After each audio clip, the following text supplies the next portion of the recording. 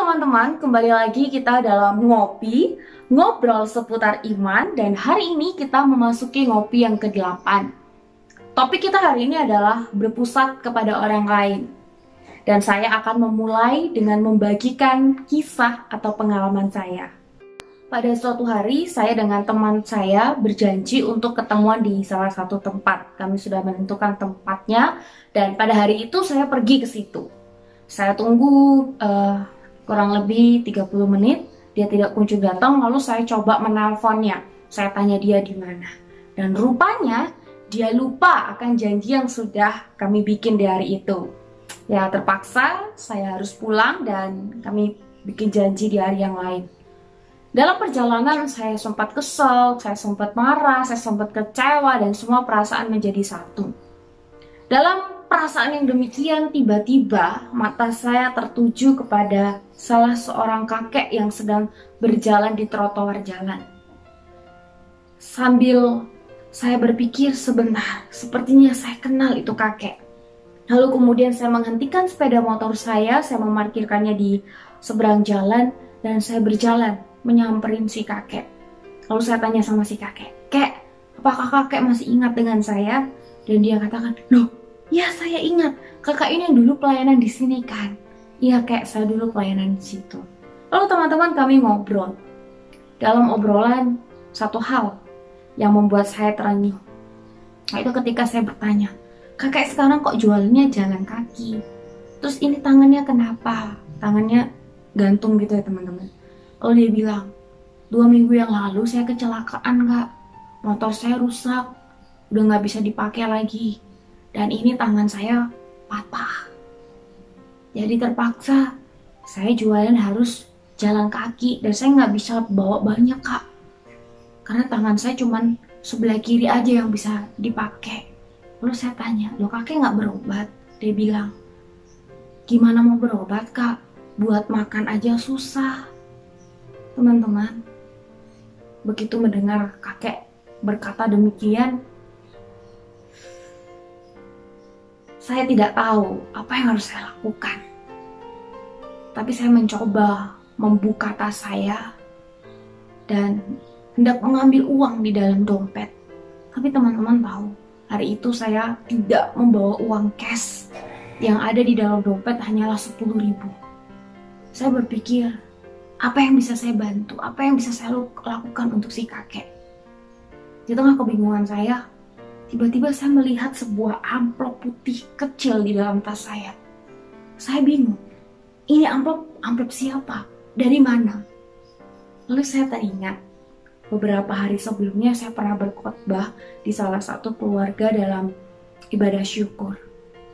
Hari itu dari keluarga ingin memberikan persembahan kepada saya. Tapi saya menolaknya, saya bilang, "Tidak, saya nggak perlu, nggak usah lah." Saya bilang seperti itu. Dan rupanya ada salah satu dari mereka yang mencoba tetap memasukkan amplop itu di dalam tas saya. Dan saya baru sadar di hari itu. Tanpa berpikir panjang, saya pikir itu adalah berkat yang Tuhan sediakan untuk si kakek.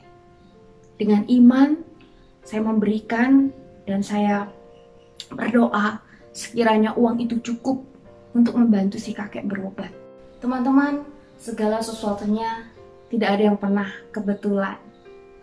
Dan saya bersyukur hari itu teman saya lupa akan janji yang sudah kami buat. Bayangkan, kalau hari itu saya jadi ketemu dengan teman saya yakin saya tidak akan pernah berjumpa dengan si kakek. Dan momen berharga saya dengan si kakek pasti tidak saya dapatkan di hari itu, yang mengajarkan saya banyak hal.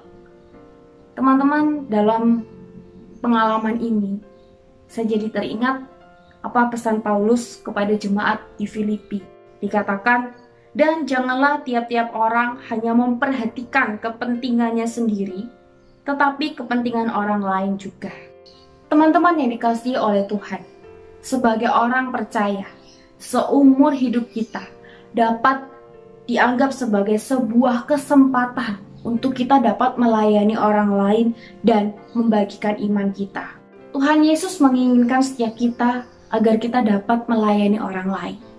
Mungkin kita bingung, Apa yang harus saya lakukan? Saya nggak bisa lakukan apa-apa. Saya tidak punya apa-apa. Saya tidak bisa apa-apa. Teman-teman, demikianlah halnya yang saya rasakan pada waktu itu. Tapi di dalam keberserahan diri, lihatlah cara Allah bekerja.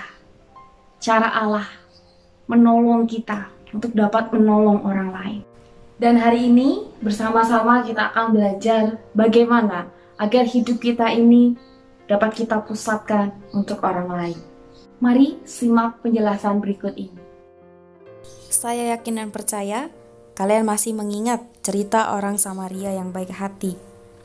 Dari perumpamaan Yesus yang sangat terkenal ini, mari kita belajar memakai apa yang Tuhan telah berikan kepada kita untuk dapat melayani orang lain.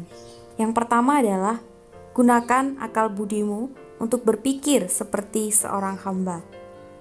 Orang Samaria yang baik hati berpikir terlebih dahulu tentang kebutuhan orang lain sebelum dia berpikir tentang kebutuhannya. Teman-teman, jika pikiranmu diposisikan untuk melayani orang lain, maka kamu akan bertindak sesuai dengan tujuanmu tersebut.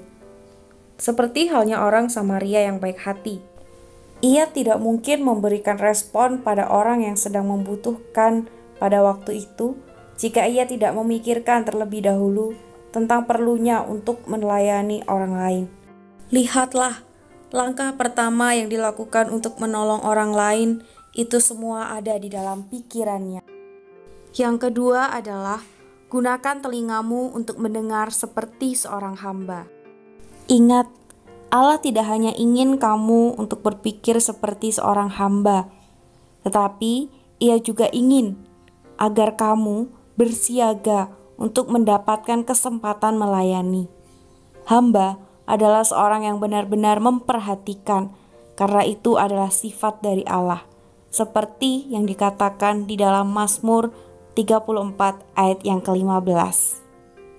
Teman-teman, orang Samaria sangat sensitif terhadap kebutuhan orang lain, sehingga sebuah seruan minta tolong akan menyentuh hatinya.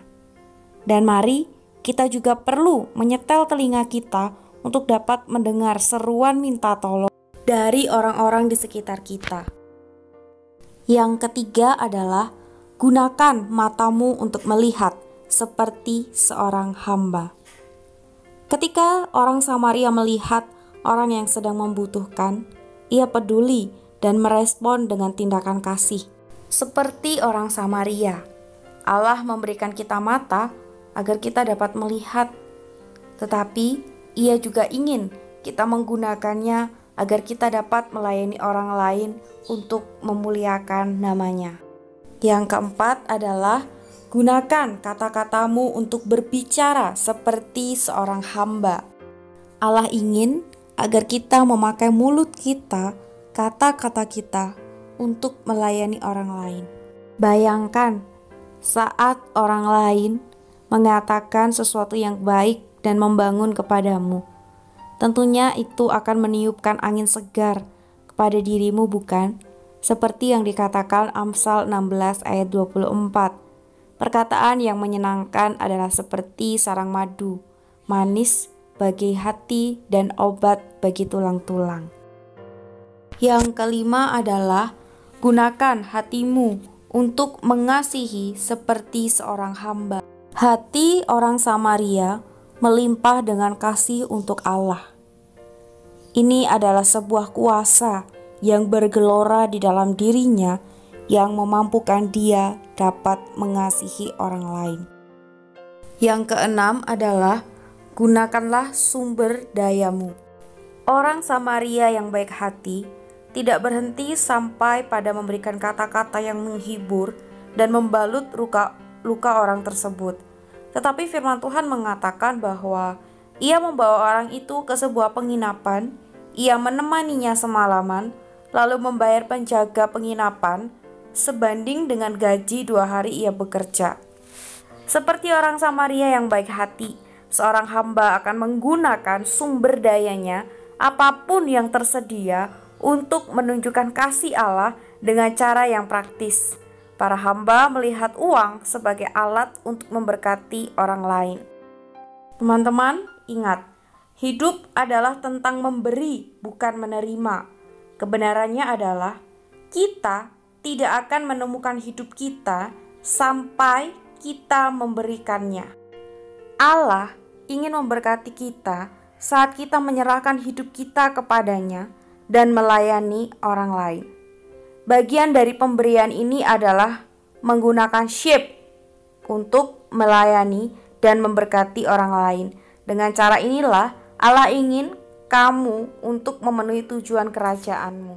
Bagi setiap kita yang sudah mengetahui sheep kita, mari kita pakai sheep kita untuk dapat melayani orang lain. Sehingga hidup kita bukan hanya berpusat kepada diri kita, tetapi kita juga boleh berbagian dalam hidup orang lain. Baiklah teman-teman, untuk memperdalam, silakan teman-teman masuk di dalam kelompok dan silakan kalian mendiskusikan beberapa hal yang sudah saya berikan kepada para mentor. Kiranya kita boleh semakin bertumbuh mengenal Kristus dan kiranya hidup kita boleh semakin dipakai oleh Tuhan untuk membangun kerajaannya di dalam dunia ini. Sampai jumpa di ngopi minggu depan. Tuhan Yesus memberkati kita.